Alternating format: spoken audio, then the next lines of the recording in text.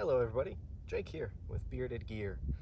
Yesterday I opened up a brand new knife. In fact, I opened up 3 new knives.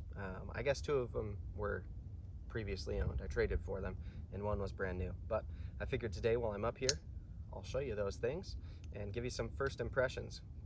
Just initial thoughts on the 3 new knives that I opened up. This is actually my 3rd time trying to film this video. The first time I was in a different spot and I found a tick on me. So I freaked out, found 3 more ticks on me, got them all off, and I think I'm good now. I checked myself pretty thoroughly, but I had to come find a new spot. Then I sat down here, and as I sat down to start filming this one, I was about 2 minutes into it, and somebody came up with their dog, and the dog came into the shot and almost knocked over my tripod. So here we are, take number 3. But hey, that's all right. The first knife I wanted to show you today is the Spyderco Paysan. This is the knife I was most excited to receive. I've wanted one of these ever since they came out. It was astronomically expensive for a Spyderco, so I slept on it, and took too long, and then they were all sold out. And now ever since, it's been playing the game of deciding whether to buy one secondhand or trade into one, or whatever it may be. But finally, it all came together. I had a Reat Jack 2.0 that was really cool, but not the type of knife that I would actually really use very often. It was too pretty, too much of just pocket jewelry. Not that this isn't pretty. Also a little bit gimmicky. The whole thing felt like very much of just a flex of engineering and not necessarily like a user knife. Whereas even though this is super pretty and really cool for so many reasons, this is a knife that I can see myself actually putting through some decently hard tasks. That was a spider on my leg. Fun, fun, fun. It's buggy up here today. Anywho, the Spyderco Peter Rassenti Paysan is an awesome, awesome knife. Ever since I opened this one up, it's been the one that I have been playing with ever since. This action is goals. It's fantastic. These bearings are just incredibly smooth, super drop shutty. It flies open. I've heard a lot of people complain that the detent is too soft, and I will say that the detent is on the softer side.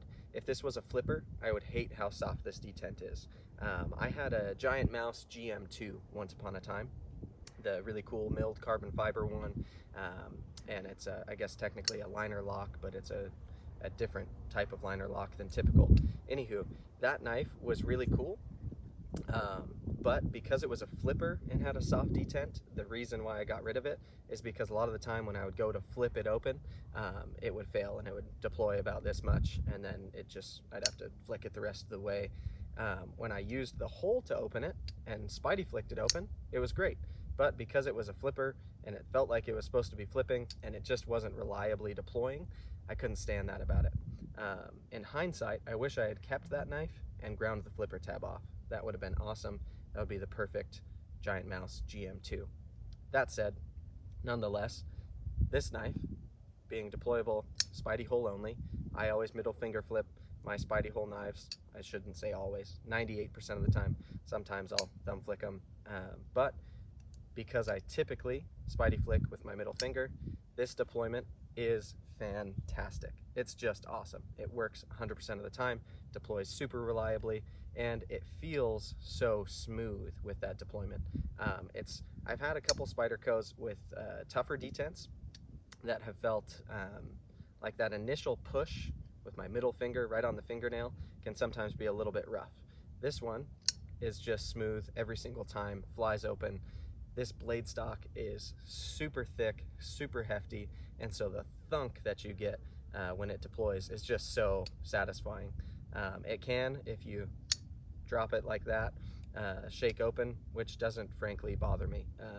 The Spyderco smock that I just had and traded, I removed the secondary detent so that it was super fun to fidget with, and it did the same thing. That doesn't really bother me on knives as long as I'm not worried about it coming open in my pocket, and especially because this carries tip up, right hand only, in my right pocket. It's backed right up against the edge of my pocket. That's not really an issue for me. I don't see that happening. I'm not running around with my knives like this in a way that they can start to accidentally deploy. I'm gonna pull it out of my pocket, I'm gonna open it up, and it's gonna be perfect. I will say, the thickness on this blade, I've heard a lot of people mention it already. Being a flat grind here and not a hollow grind, it's pretty dang thick behind the edge. But that said, the factory edge that's on this came just razor sharp out of the box. This knife has never cut. The previous owner had carried it a couple of times, but if he cut anything with it, it was just paper. It's perfect.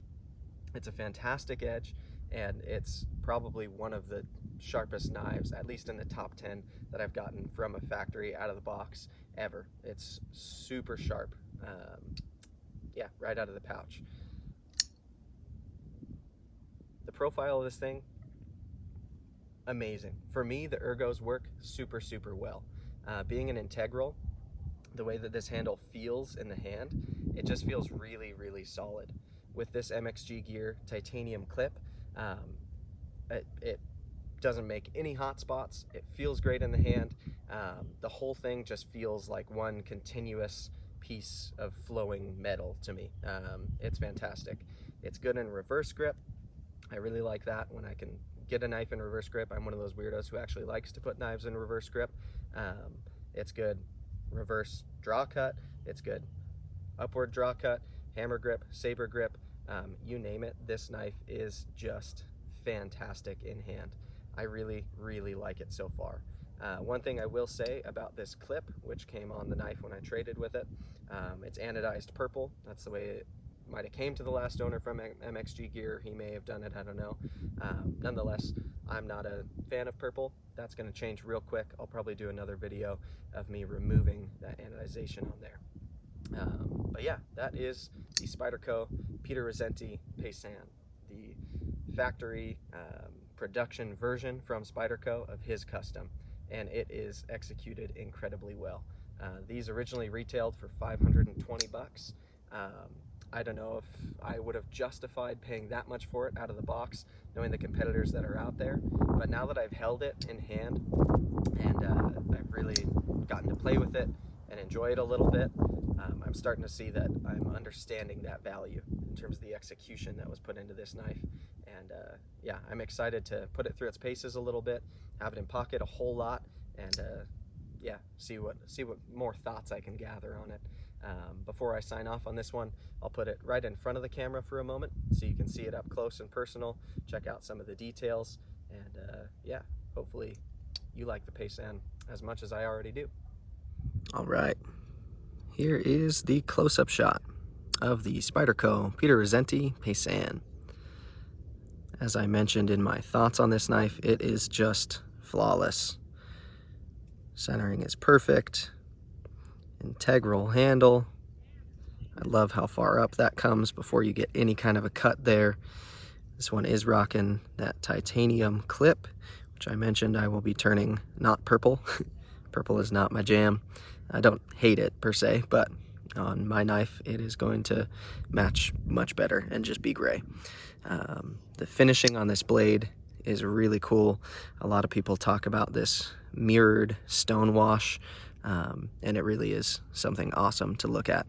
I did have a Spyderco Drunken for a little bit, and this finish seems identical to me, at least in terms of what I can remember of that knife. It's been a couple months since I owned it. But yeah, the grinds are fantastic. The edge is even. Everything just looks fantastic on the knife. Lockup is great. I've heard some people complain about front to back or side to side, lock rock or blade play. This has none of that. Absolutely zero. It's just locked up incredibly solid. No lock stick, and just beautiful, beautiful action. I think I was on the lock bar for that. Let's try that again. Yeah, there we go. Anyway, this knife is just a thing to behold. I think it looks really cool in pictures. A lot of people, when they see this knife, they're immediately drawn to it. But when you get it in hand, it's somehow just worlds better even than it is in pictures. The way that it melts into my hands ergonomically, I can't speak highly enough of that.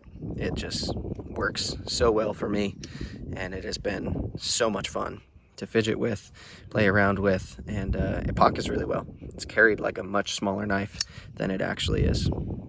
So yeah, there you have it. The Spyderco Peter Rassenti Paysan, however you say it.